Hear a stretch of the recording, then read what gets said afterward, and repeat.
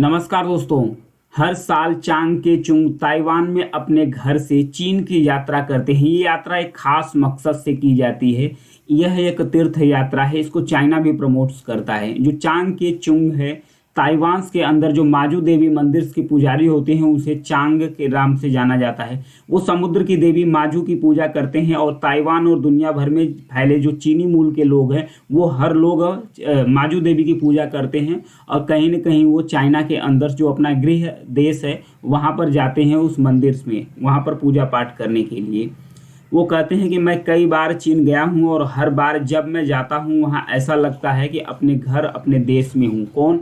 जो माजू देवी मंदिर के पुजारी यानी कि चांग्स हैं। उनका कहना है कि जो माजू देवी है उनके हम लोग बच्चे हैं। ये हमारे लिए अपनी माँ से उनके पैतृक घर में मिलने के लिए की जाने वाली यात्रा है। इस तरह की भावनाएं तो चाइना को बहुत ज़्यादा उत्साहित करती है, लेकिन वही ताइवान के लिए चिंता का विषय है।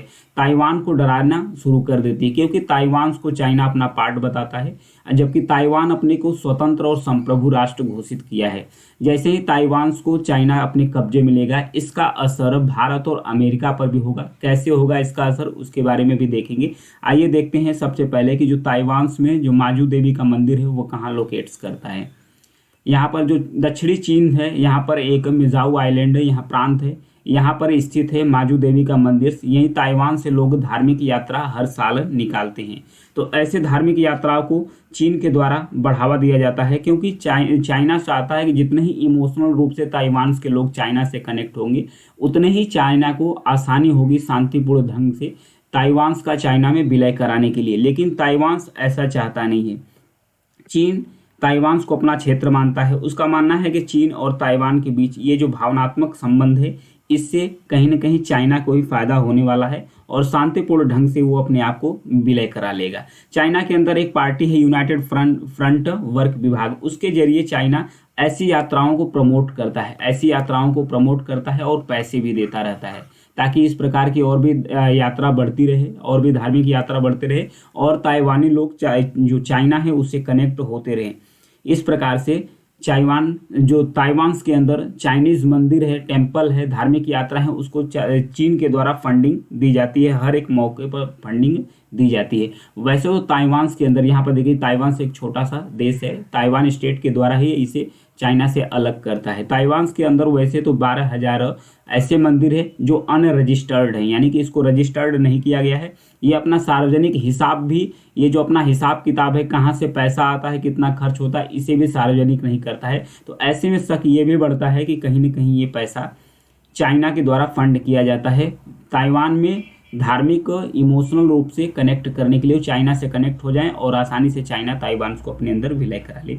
चीन ऐसे सभी ताइवानी धार्मिक समुदायों का स्वागत करता है, लेकिन जो माजू समुदाय है, ध्यान रखिएगा, जो माजू समुदाय है इस पर चाइना का खास ध्यान है क्योंकि एक अनुमान के अनुसार माना जाता है कि जो ताइवान के अंदर जो माजू समुदाय रहता है, माजू समुदाय की 60% आबादी है, यानी कि आधे से अधिक आबादी केवल माजू समुदाय की है। तो वो सोचते हैं कि अगर माजू समुदाय के अंदर चाइना घर कर जाता है तो फिर ये समुदाय और भी आसानी कर देंगे ताइवान का चीन में विलय के लिए। लेकिन वही ताइवान में लोक धर्म विशेषकर वेन सुंग हान कहते हैं कि मूल रूप से चीन ताइवानी लोगों को आकर्षित करने के लिए ताइवानी देवी का इस्तेमाल करता है, यानी कि चाइना के द्वारा लगातार इस्तेमाल किया जाता है कि ये जो ताइवानी लोग हैं ताइवानी देवी के माध्यम से ही अपने आप को चाइना से कनेक्ट कर पाए। तो आइए जानते हैं इसके बारे में कि ताइवान और चाइना का रिलेशन क्या है। जो ताइवान में एक सरकार चलाती है जिसका नाम है डीपीपी पार्टीज। ये पिछले 8 सालों से लगातार ताइवान में सरकार चलाती है। ताइवान जो है एक लोकतांत्रिक देश है, चाइना जबकि एक कम्युनिस्ट पार्टी है, यानी कम्युनिस्ट देश भी है।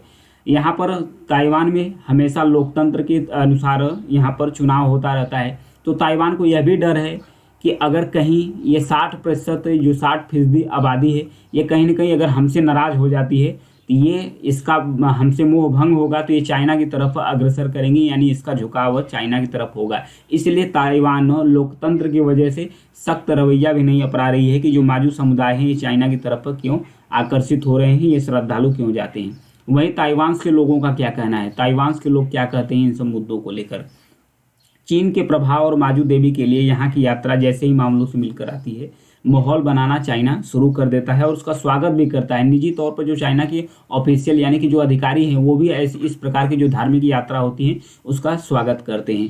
यानी कि जो माजू देवी के फॉलोअर्स होते हैं, यानी जो फॉलोअर हैं ताइवान के लोग, वो कहते हैं कि जो ताइवान की इस समय सरकार है, यानी कि जो DPP सरकार है, वो बहुत सख्त तरीके से हम लोगों का छानबीन कर रही है, चेकअप कर रही है। ताइवान के लोग कह रहे हैं, लेकिन उन्होंने कह रहे हैं कि वो अपने जो पूर्वज हैं उनकी तरफ उनका जो झुकाव है लगातार बढ़ता रहेगा।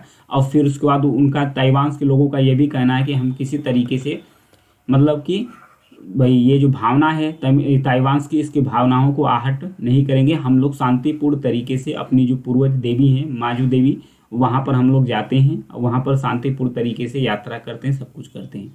तो इसमें इंडिया और USA को क्या नुकसान होगा अगर ताइवान से, सबसे पहले तो जानते हैं ताइवान की खासियत क्या है। जो ताइवान है यहाँ पर कुछ जो रॉ मटेरियल्स मिलते हैं जो चाइना के पास भी होते हैं। सबसे ज़्यादा दुनिया का जो चिप्स और फार्मास्यूटिकल इंग्रेडिएंट्स होता है चाइना एक्सपोर्ट करता है, और ताइवान पर भी वो प्रोडक्ट्स बनाए जाते हैं। तो अगर ताइवान से भारत का अच्छा रिलेशन है और इसके बाद USA यानी कि अमेरिका का भी अच्छा रिलेशन है, तो दोनों देशों का जब ताइवान से अच्छा रिलेशन है तो दोनों ही देश ताइवान से व्यापार करना शुरू करते हैं। क्योंकि चीन और भारत से भी विवाद है, चाइना और इंडिया से भी विवाद है डोकलाम मुद्दे को लेकर, और भी सीमा विवाद है दोनों के देशों के बीच में, दोनों के सैनिकों के बीच में झड़प भी हुई है कई बार।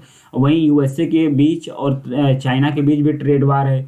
तो चाइना और अमेरिका से भी अच्छा रिश्ते नहीं है और चाइना और भारत से भी अच्छे रिश्ते नहीं, तो व्यापार में भी घाटा हो रहा है दोनों देशों के बीच।